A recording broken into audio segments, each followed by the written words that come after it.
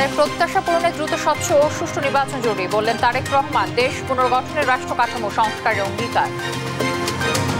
নির্বাচনের মাধ্যমে বাংলাদেশ জাতীয়তাবাদী দল এই দেশের মানুষের সমর্থন নিয়ে সরকার গঠনে সক্ষম হলে একটি রাজনৈতিক দল হিসাবে আমাদের সবচাইতে প্রথম এবং সবচাইতে জরুরি, সবচাইতে মূল্যবান কাজ হচ্ছে দেশকে পুনর্গঠন করা। সোনার বাংলার কথা বলে দেশ শ্মশানে পরিণত করেছে আওয়ামী লীগ, মন্তব্য জামায়াত আমিরের। জাতীয় নির্বাচনের আগে স্থানীয় নির্বাচন দাবি। IMF এর চাপ থাকলেও বাড়ানো হয়নি দাম, জানালেন জ্বালানি উপদেষ্টা। মানুষ সাশ্রয়ী হলে রোজায় লোডশেডিং না হওয়ার আশা। গেল 6 মাসে ইতিবাচক ধারায় অর্থনীতি, সরকারি ব্যয় কমানো, বেসরকারি খাতে ঋণ বৃদ্ধির পাশাপাশি রাজস্ব আয় বাড়ানোর তাগিদ। টাঙ্গাইলে বাস ডাকাতিতে গ্রেফতার আরও 3, ধর্ষণের প্রমাণ না পাওয়ার দাবি পুলিশের। ঝিনাইদহে ট্রিপল মার্ডারে গণবাহিনীর দায় স্বীকার এবং দাবি না মানায় কুয়েটে আবারও শিক্ষার্থীদের বিক্ষোভ। উপাচার্যের পদত্যাগ দাবি, প্রতিবেদনে জমা দিতে সময় চেয়েছে তদন্ত কমিটি। দর্শক, আমন্ত্রণ সংবাদ রাতে। শুনছিলেন সংবাদ শিরোনামগুলো। আপনাদের সঙ্গে রয়েছে আমি তানজিয়া জুথি। জনগণের প্রত্যাশা পূরণ এবং দেশ পুনর্গঠনে দ্রুততম সময়ে স্বচ্ছ ও সুষ্ঠু নির্বাচন জরুরি বলে মন্তব্য করেছেন বিএনপির ভারপ্রাপ্ত চেয়ারম্যান তারেক রহমান। বলেন, বিএনপির মূল লক্ষ্যই হচ্ছে ভেঙে পড়া রাষ্ট্র কাঠামো পুনর্গঠন করা। শনিবার যশোর জেলা বিএনপির সম্মেলনে ভার্চুয়ালি যুক্ত হয়ে এসব কথা বলেন তিনি। সহকর্মী সালাউদ্দিন সাগরের রিপোর্ট, জানাচ্ছেন আব্দুল্লাহ আল মারুফ। প্রায় 15 বছর পর যশোর বিএনপির দ্বিবার্ষিক সম্মেলন। শনিবার সকালে দলীয় ও জাতীয় পতাকা উত্তোলন ও বেলুন উড়িয়ে অনুষ্ঠান উদ্বোধন করেন বিএনপি চেয়ারপারসনের উপদেষ্টা আমানুল্লাহ আমান। সম্মেলন ঘিরে সকাল থেকেই নেতাকর্মী জমায়েত হয় যশোর ঈদগাহ ময়দানে। দুপুরে ভার্চুয়ালি যুক্ত হন দলটির ভারপ্রাপ্ত চেয়ারম্যান তারেক রহমান। বলেন, স্বৈরাচারের রক্তচক্ষু উপেক্ষা করে 2.5 বছর আগে দেশ পুনর্গঠনে 31 দফা ঘোষণা করেছে। বিএনপির রাজনীতির মূল লক্ষ্য জনগণ ও দেশ। কিভাবে এই যে বিগত স্বৈরাচার, তারা কিভাবে বাংলাদেশের প্রতিটি প্রতিষ্ঠানকে, বাংলাদেশের অর্থনীতি বলেন, বাংলাদেশের বিচার ব্যবস্থা বলেন, বাংলাদেশের প্রশাসন বলেন, বাংলাদেশের শিক্ষা ব্যবস্থা বলেন, স্বাস্থ্য ব্যবস্থা বলেন, প্রত্যেকটি ক্ষেত্রকে কিভাবে তারা ধ্বংস করে দিয়েছিল এবং এই অবস্থা করেছিল বলেই দেশের মানুষের উন্নয়নের জন্য, দেশকে সামনে এগিয়ে নিয়ে যাওয়ার জন্য রাষ্ট্রের বিভিন্ন কাঠামোর পুনর্গঠন প্রয়োজন। এবং এর উপরে ভিত্তি করে এই কারণেই আমরা আজ থেকে বাংলাদেশ জাতীয়তাবাদী দল প্রায় 2.5 বছর আগে 31 দফা আমরা জাতির সামনে উপস্থাপন করেছি। তারেক রহমান বলেন, জনগণের প্রত্যাশা পূরণ এবং দেশ পুনর্গঠনে দ্রুততম সময়ের মধ্যে স্বচ্ছ ও সুষ্ঠু নির্বাচন জরুরি। নির্বাচনের মাধ্যমে বাংলাদেশ জাতীয়তাবাদী দল এই দেশের মানুষের সমর্থন নিয়ে সরকার গঠনে সক্ষম হলে একটি রাজনৈতিক দল হিসাবে আমাদের সবচাইতে প্রথম এবং সবচাইতে জরুরি, সবচাইতে মূল্যবান কাজ হচ্ছে দেশকে পুনর্গঠন করা। রাজনৈতিকভাবে হোক, যে কোনো দৃষ্টিকোণ থেকে হোক না কেন, যা গ্রহণযোগ্য নয় তাকে আমরা সমর্থন দেই না, তার বিরুদ্ধে আমরা ব্যবস্থা গ্রহণ করি। এটি অন্য রাজনৈতিক দলের সাথে বাংলাদেশ জাতীয়তাবাদী দলের পার্থক্য। বিভ্রান্ত হয়ে অনৈতিক কাজে জড়িয়ে পড়া নেতাকর্মীর বিরুদ্ধে ব্যবস্থা নেওয়া হয়েছে জানিয়ে বিএনপির বিরুদ্ধে কারো অপপ্রচারে বিভ্রান্ত না হওয়ার আহ্বান জানান তারেক রহমান। ধন্যবাদ। এবার সম্মেলনে কাউন্সিলরদের প্রত্যক্ষ ভোটে নির্ধারণ করা হবে জেলা বিএনপির নতুন নেতৃত্ব। নিউজ ডেস্ক, দেশ টিভি। ফ্যাসিস্ট পতনের পর নতুন বাংলাদেশ বিনির্মাণে সবার আন্তরিক হওয়া উচিত বলে মন্তব্য করেছেন বিএনপি মহাসচিব মির্জা ফখরুল ইসলাম আলমগীর। বলেন, নতুন বাংলাদেশের জন্য নতুনরা মুখ্য ভূমিকা রাখলেও প্রবীণদের অবদান ভুলে যাওয়া যাবে না। নিয়াজ মোর্শেদের প্রতিবেদন, জানাচ্ছেন সাদ আহমেদ। শনিবার সকালে জাতীয় প্রেস ক্লাবে প্রয়াত সাংবাদিক মাহফুজুল্লাহর মরণোত্তর 21 পদক প্রাপ্তি উপলক্ষে এ আলোচনা সভা। এতে মাহফুজুল্লাহর জীবন ও কর্ম নিয়ে স্মৃতিচারণ ও স্বৈরাচার পতনে তার ভূমিকা তুলে ধরেন বক্তারা। ভাইদের মতো হিরো খুব কম, প্রচুর তারা স্কলাস্টিসিজমে তারা এক্সপ্লেন করেছেন এবং ওনাদের লেখা সারা জীবন আমাদেরকে পথ নির্দেশনা করে। ওনার বিচিত্রার লেখা, ওনার সাংবাদিক হিসেবে এনভায়রনমেন্টাল জার্নালিজমের ওনার লেখা, ব্রিলিয়ান্ট লেখা। মাহফুজুল্লাহ দিনে দিনে তৈরি হয় না, ছাত্র জীবন থেকে শেষ পর্যন্ত যে স্বপ্নের জন্য আমরা লড়াই করেছি, মাহফুজুল্লাহ লড়াই করেছে, সে স্বপ্ন মাহফুজুল্লাহ দেখে যেতে পারে নাই। আমরা আশাহত না, আশা করি একদিন এই স্বপ্ন পূরণ করতে পারবো। বাংলাদেশে কন্টেম্পোরারি হিস্ট্রি লেখার মানুষ খুব বেশি কিছু নেই, অনেকে অনেক কিছু লিখেছে, বাট কন্টেম্পোরারি হিস্ট্রির উপরে যদি কাউকে চিন্তা করা যায়, আমি মনে করি হি ইজ দ্য ম্যান। আর বিএনপি মহাসচিব বলেন, ফ্যাসিস্ট পতনের পর নতুন বাংলাদেশ বিনির্মাণে সবার আন্তরিক হওয়া উচিত। একটা আশার আলো সবাই আমরা দেখতে পাচ্ছি যে আবার নতুন করে বাংলাদেশকে আমরা গড়ে তুলব। সবাই কথাটা বলছি, এটাতে সবারই আরো অনেক বেশি আন্তরিক হওয়ার প্রয়োজন। রাজনৈতিক দলগুলো ফ্যাসিবাদের বিরুদ্ধে দীর্ঘ লড়াইয়ের ধারাবাহিকতায় জুলাই আগস্টের আন্দোলন চূড়ান্ত পর্যায়ে ছিল বলেও মন্তব্য করেন মির্জা ফখরুল ইসলাম আলমগীর। সাদ আহমেদ, দেশ টিভি, ঢাকা। প্রত্যেক মানুষ যেন তার পছন্দের প্রার্থীকে ভোট দিতে পারে, সেজন্য অবশ্যই রাষ্ট্রীয় সংস্কারের প্রয়োজন বলে মন্তব্য করেছেন জামায়াতে ইসলামীর আমির ডাক্তার শফিকুর রহমান। বিকেলে চাঁদপুরে দলীয় পথসভায় তিনি বলেন, জাতীয় নির্বাচনের আগে স্থানীয় নির্বাচন দিতে হবে। এর আগে লক্ষ্মীপুরে জনসভায় জামায়াত আমির বলেন, সোনার বাংলা গড়ার নামে দেশকে শ্মশান বাংলায় পরিণত করেছিল আওয়ামী লীগ। প্রতিনিধিদের তথ্য ছবিতে সালমা জাহানের রিপোর্ট। শনিবার বিকেলে চাঁদপুরের হাজীগঞ্জ বিশ্ব রোড এলাকায় জেলা জামায়াত আয়োজিত পথসভায় অংশ নেন দলটির আমির ডাক্তার শফিকুর রহমান। প্রধান অতিথির বক্তৃতায় তিনি বলেন, সংস্কার অবশ্যই প্রয়োজন রয়েছে। জনদুর্ভোগ নিরসনে আগে স্থানীয় নির্বাচন দিতে হবে, তবে তার আগে সংস্কার করতে হবে।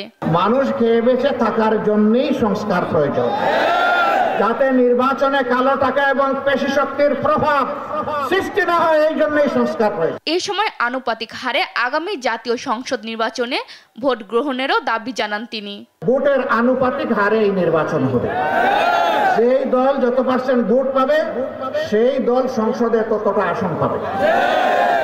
এতে করে অনেক ছোট দল আছে, তাদের মধ্যে অনেক দেশপ্রেমিক আছে, জ্ঞানী মানুষ আছে, অভিজ্ঞ নেতা আছে, তারাও তখন সংসদে যাওয়ার সুযোগ পাবে। জনগণের একটা ভোট আর নষ্ট হবে না। এর আগে সকালে লক্ষ্মীপুরে জেলা জামায়াত আয়োজিত সমাবেশে বক্তব্য রাখেন ডাক্তার শফিকুর রহমান। সমাবেশে তিনি বলেন, আওয়ামী লীগ সোনার বাংলা গড়ার কথা বলে দেশকে শ্মশান বাংলায় পরিণত করেছিল। অতীতে সোনার বাংলা কায়েম করতে গিয়ে শ্মশান বাংলা কায়েম করা হয়েছে।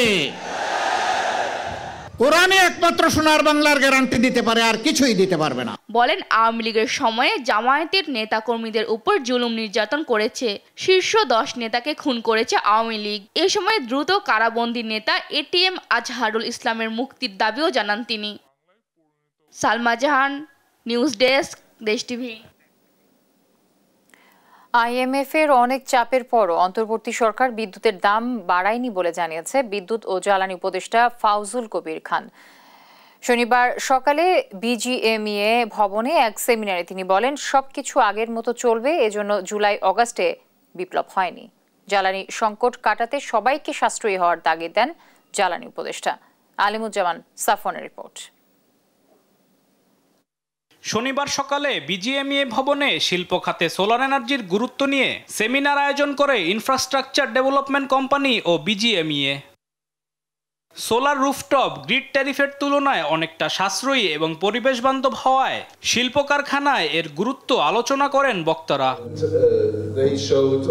বিজিএমইএ প্রশাসক বলেন, বড় কোম্পানিগুলোর জন্য হোম সোলার লাভজনক হলেও এসএমই উদ্যোক্তাদের জন্য সুবিধাজনক নয়। পুরো 95% হচ্ছে সোলার দিয়ে চলছে ওয়্যারহাউস, এখানে অনেক রকম বেনিফিট ছিল।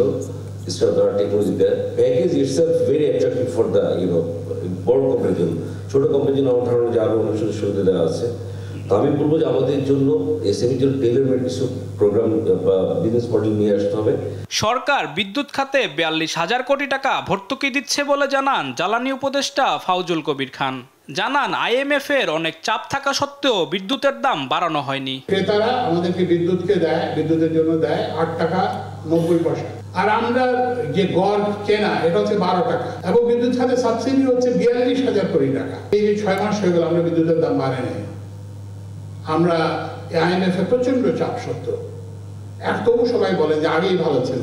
2 মাস পর বিদ্যুতের দাম বাড়ানো সেটাই ভালো ছিল। গরমের দিনে স্যুটটাই পরিহারের আহ্বান জানিয়ে উপদেষ্টা বলেন, সবকিছু আগের মতো চলবে, এজন্য জুলাই আগস্টের বিপ্লব হয়নি। এই স্যুট পরে গরমকালে স্যুট পরার দরকারটা কি, প্রয়োজনীয়তাটা কি? আপনি স্যুট না বললে আনস্মার্ট হয়ে যাবেন। আলিমুজ্জামান সাফওয়ান, দেশ টিভি, ঢাকা। জুলাই বিপ্লবের পর দেশের জনগণের বৈষম্যহীন, দারিদ্র্যমুক্ত ও ন্যায় ভিত্তিক সমাজ গঠনের স্বপ্ন বাস্তবায়নে জাকাত গুরুত্বপূর্ণ অবদান রাখতে পারে বলে মনে করেন বাণিজ্য উপদেষ্টা শেখ বশির উদ্দিন। আর জাকাত আইন ও সেন্টার ফর জাকাত ম্যানেজমেন্টের দুর্বলতা উতরে রাষ্ট্রীয়ভাবে জাকাত ব্যবস্থাপনা শক্তিশালী করার আহ্বান জানান দেশি বিদেশি বক্তারা। ত্রয়োদশ জাকাত ফেরার উদ্বোধন অনুষ্ঠান হিসেবে এসব কথা বলেন তারা। তাইফুর রহমান তুহিনের প্রতিবেদনে বিস্তারিত। জাতিসংঘের প্রতিবেদন অনুযায়ী দেশে 4 কোটিরও বেশি মানুষ চরম দারিদ্র্যসীমার মধ্যে বসবাস করছে। অন্যদিকে প্রতি বছর 1 লাখ কোটি টাকা জাকাত আদায় হয়, কিন্তু সমস্যা হচ্ছে জাকাত আহরণ ও বন্টনে। এ নিয়ে রাজধানীর গুলশানে শুরু হয়েছে 2 দিনের জাকাত মেলা। উদ্বোধন অনুষ্ঠানে বক্তারা বলেন, রাষ্ট্রের পক্ষ থেকে জাকাত আহরণ ও বন্টন করা যেতে পারে, এক্ষেত্রে আইনের সীমাবদ্ধতা রয়েছে। সেন্টার ফর জাকাত ম্যানেজমেন্টেরও দুর্বলতা রয়েছে। একটা সিস্টেম যেমন দারিদ্র্য তৈরি করতে পারে, তেমনি একটা সিস্টেম দারিদ্র্যকে এলিভিয়েট করতে পারে, দারিদ্র্যকে এলিমিনেটও করতে পারে। রাষ্ট্রের পক্ষ থেকে জাকাত গ্রহণ এবং বিতরণের ব্যাপারে একটি নির্ধারিত কিছু কাজ এগিয়ে নিয়ে যাওয়া যায়। Zakat and Waqf and the rest of Islamic institutions have been mandated not only in the circular definition. সাবেক তত্ত্বাবধায়ক সরকারের উপদেষ্টা হোসেন জিল্লুর রহমান বলেন, জাকাত প্রদানে বাধ্যবাধকতার চেয়ে মানুষকে উদ্বুদ্ধ করতে হবে। মানুষ যখন আগ্রহী হয়ে ওঠে এবং আগ্রহকে বাস্তবায়নের জন্য সুনির্দিষ্ট পদক্ষেপ নিতে এগিয়ে আসে, তখনই কিন্তু আমাদের পরিবর্তনগুলো যা চাই আমরা সেগুলো শুরু হয়। বাণিজ্য উপদেষ্টার মতে, সম্পদের অসম বন্টন ও বৈষম্য দূর করতে নৈতিক ও ধর্মীয় দায় এড়িয়ে যাওয়া যাবে না। সমাজের যে বৈষম্যকে দূর করার জন্যই এতগুলো মানুষ প্রাণ দিল এবং যে বৈষম্য এখন রয়ে গেছে, এর মূলোৎপাটন করতে গেলে আমাদের সম্পদের সুষম বন্টন অবশ্যম্ভাবী। ধনীর সম্পদে গরিবের অধিকার এবং ভারসাম্যপূর্ণ অর্থ ব্যবস্থা প্রতিষ্ঠার মাধ্যমে দারিদ্র্য বিমোচনে জাকাত প্রদান এবং তার সুষম বন্টনের কোনো বিকল্প নেই বলেও জানান বক্তারা। তাইফুর রহমান তুহিন, দেশ টিভি, ঢাকা। বিভিন্ন সমস্যা সত্ত্বেও গেল 6 মাসে দেশের অর্থনীতি ইতিবাচক ধারায় ফিরছে। ধরে রাখতে সরকারি ব্যয় কমানোর পাশাপাশি রাজস্ব আয় বাড়াতে হবে বললেন অর্থনীতিবিদ ও গবেষকরা। আর বেসরকারি খাতের ঋণের প্রবৃদ্ধি ছাড়া ব্যবসা বাণিজ্য সচল হবে না বলে দাবি করেন ঢাকা চেম্বার সভাপতি তাসকিন আহমেদ। কায়েস রাহতের রিপোর্ট। ব্যক্তি খাতে সমকালীন অবস্থা এবং ভবিষ্যৎ ভাবনা নিয়ে এক সেমিনার আয়োজন করে Dhaka chamber of commerce and industry. মুদ্রাস্ফীতি, বেকারত্ব, জ্বালানি সমস্যা সহ নানা বিষয়ে আলোচনা করেন বক্তারা। পলিসি এক্সচেঞ্জের প্রধান মাসরুর রিয়াজ বলেন, নীতি সুদ হার বাড়াতে দেরি করেছে বাংলাদেশ ব্যাংক। মূল্যস্ফীতি কমাতে খুচরা বাজার নয়, উৎপাদক পর্যায়ে নজরদারি বাড়ানোর পরামর্শ তার। ইনফ্লেশন ফাইট করার যে বিভিন্ন পন্থা, সেগুলোর মধ্যে বেশ কয়েকটা পন্থা গত জুলাই মাস পর্যন্ত, জুন জুলাই 2024 পর্যন্ত আমরা আসলে সেগুলো নিতে অনেক দেরি করে ফেলেছি। ঢাকা বিশ্ববিদ্যালয়ের ডেভেলপমেন্ট স্টাডিজের অধ্যাপক আবু ইউসুফ বলেন, সামষ্টিক ও ব্যষ্টিক অর্থনীতির বৈষম্য কমানো ছাড়া সামগ্রিক উন্নয়ন সম্ভব নয়। একই সঙ্গে আসন্ন বাজেট নিয়ে শঙ্কাও জানান তিনি। বাস্তবতার দিকে তাকান বা মাইক্রো জায়গার দিকে তাকান, যেখানে মানে হটস্পট গুলোর দিকে তাকান, সেটা কিন্তু রিফ্লেকশনটা কিন্তু আপনার ম্যাক্রোর চেয়ে মাইক্রো একটা মিসম্যাচ কিন্তু সেখানে আসে।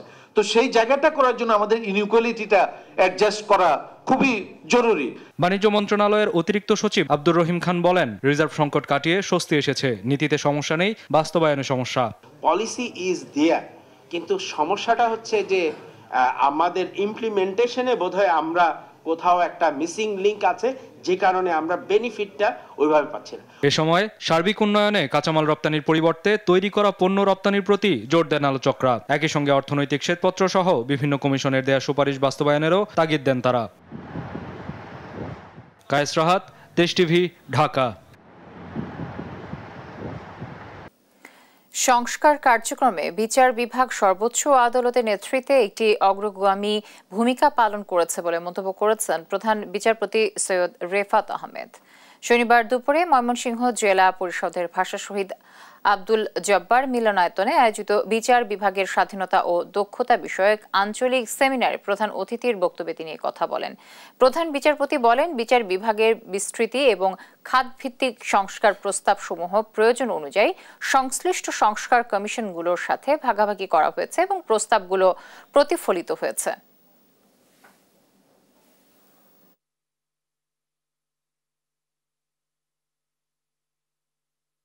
বিচার বিভাগ সেপ্টেম্বর 2024 থেকে সংস্কার কার্যক্রমের ক্ষেত্রে একটি অগ্রগামী ভূমিকা পালন করছে, যা সর্বোচ্চ আদালতের নেতৃত্বে বাস্তবায়িত হয়েছে। বিচার বিভাগের বিস্তৃত এবং বিশদ খাতভিত্তিক সংস্কার প্রস্তাবসমূহ প্রয়োজন অনুযায়ী সংশ্লিষ্ট সংস্কার কমিশনগুলোর সাথে ভাগাভাগি করা হয়েছে এবং তাদের প্রস্তাবে সেগুলোর প্রতিফলন দেখা যাচ্ছে। যাত্রীবাহী চলন্ত বাসে ডাকাতি ও ধর্ষণের ঘটনায় 3 জনকে গ্রেফতার করেছে টাঙ্গাইলের মির্জাপুর থানা পুলিশ। এ সময় তাদের কাছ থেকে টাকা, মোবাইল ও দেশীয় অস্ত্র উদ্ধার করা হয়। তবে পুলিশের দাবি, ডাকাতির সময় ধর্ষণের ঘটনা ঘটেনি। শনিবার সকালে সংবাদ সম্মেলনে জেলা পুলিশ সুপার জানান, শুক্রবার রাতে সাভারে অভিযান চালিয়ে তাদের গ্রেফতার করা হয়। তারা হলেন মানিকগঞ্জের মুহিত, শরীয়তপুরের সবুজ এবং ঢাকার শরীফ। তারা সবাই আন্তঃজেলা ডাকাত দলের সক্রিয় সদস্য। বাকি আসামিদের গ্রেফতারে অভিযান অব্যাহত রয়েছে বলে জানান তিনি। সোমবার মধ্যরাতে ঢাকা থেকে রাজশাহীগামী যাত্রীবাহী বাসে মির্জাপুর এলাকায় 3 ঘণ্টা ধরে ডাকাতির ঘটনা ঘটে। এই ঘটনায় বৃহস্পতিবার রাতে ওমর আলী নামে এক যাত্রী বাদী হয়ে মির্জাপুর থানায় মামলা করেন। দায়িত্ব অবহেলায় প্রত্যাহার করা হয় নাটোরের বড়াইগ্রাম থানার ওসিকে।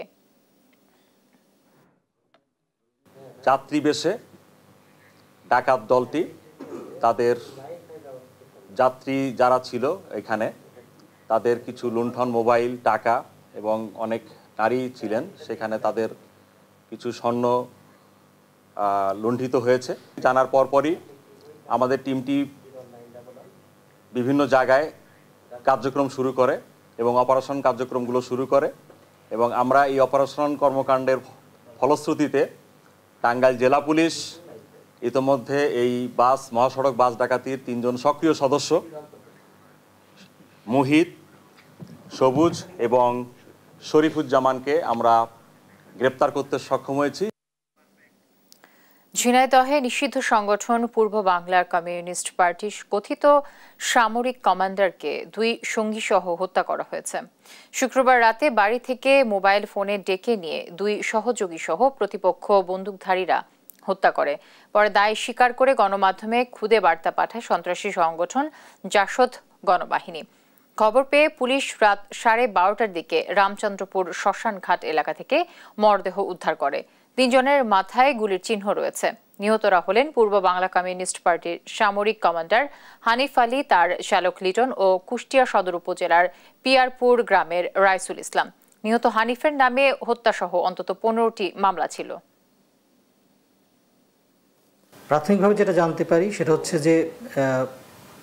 যে হানিফ, যার কথা বলছি, সে পূর্ব বাংলা নিষিদ্ধ ঘোষিত সংগঠন পূর্ব বাংলা কমিউনিস্ট পার্টির আঞ্চলিক কমান্ডার ছিল।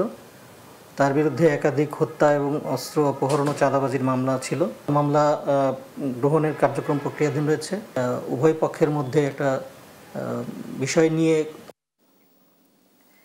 একসময় রক্তাক্ত জনপদ খ্যাত কুষ্টিয়ায় আবারও মাথা চাড়া দিয়ে উঠেছে চরমপন্থী সন্ত্রাসী বাহিনী।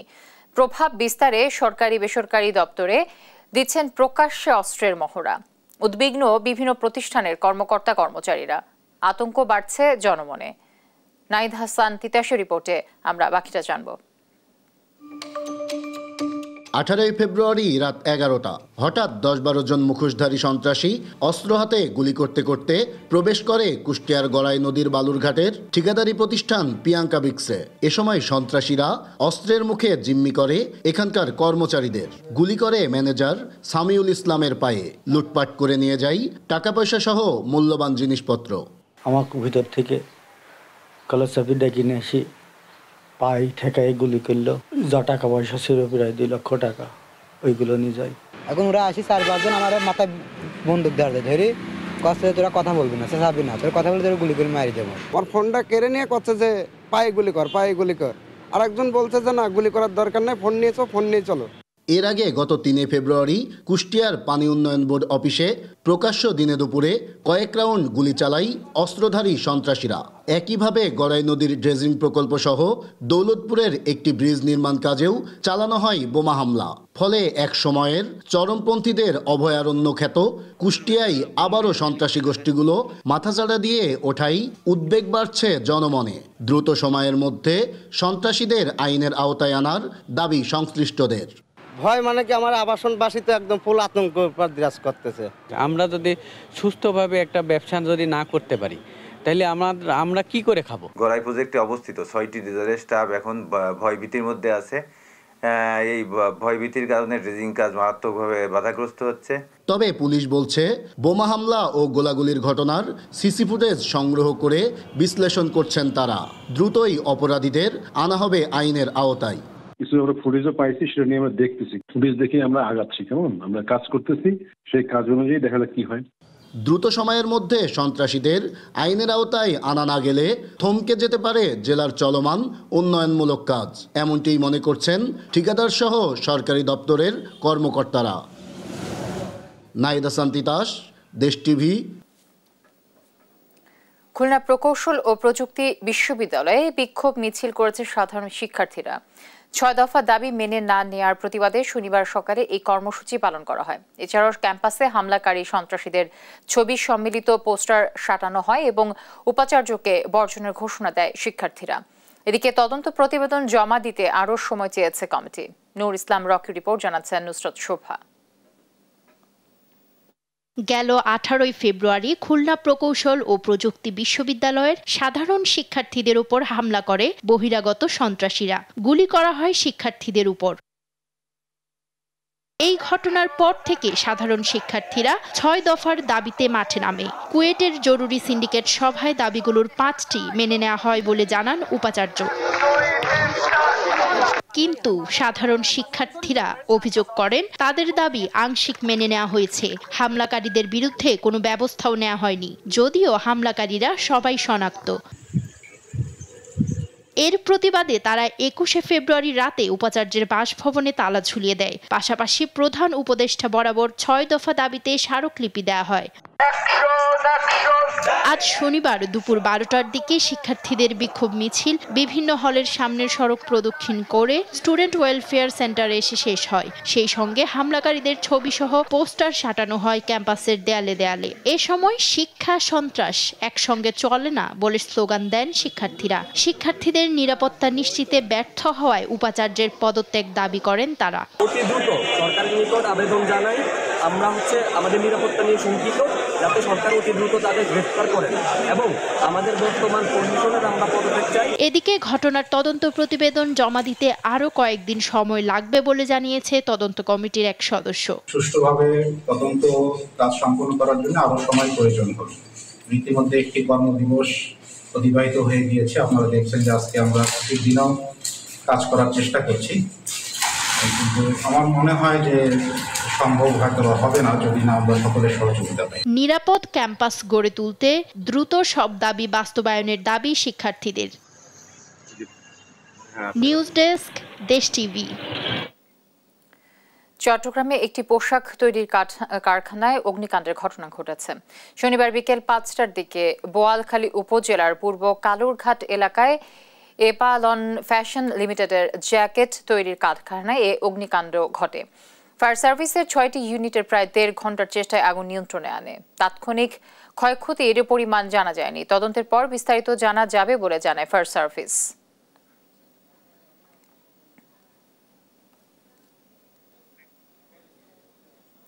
শিক্ষার্থীদের সামাজিকভাবে প্রতিষ্ঠিত করতে বরিশালের বাকেরগঞ্জে অনুষ্ঠিত হয়েছে ছাত্র শিক্ষক অভিভাবক সহ বিভিন্ন পেশাজীবীদের মতবিনিময় সভা।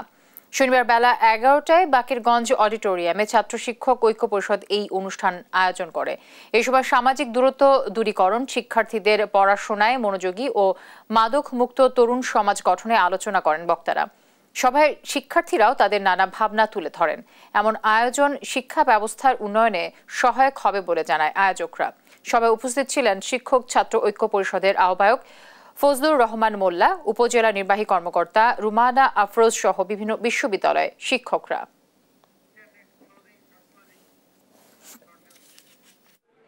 এই ধরনের আয়োজনকে আমি উপযোগী বলে মনে করছি। আমরা এর মাধ্যমে শিক্ষকদের সাথে একটা বন্ধুত্বপূর্ণ সম্পর্ক স্থাপন করতে পারবো। এই আয়োজন আজকেই শেষ না, এটা আমরা সুদূর প্রসারী, যাতে আমাদের সমাজ ব্যবস্থা আবার পুনরায় ভঙ্গুর পরিবেশ ভালো হয়, সুন্দর হয়, শিক্ষার পরিবেশ সুন্দর হয়। সেজন্য আমরা আমাদের এই সংগঠনের কর্মকাণ্ড সারা দেশব্যাপী ছড়াই দিতে চাই এবং অব্যাহত রাখতে চাই।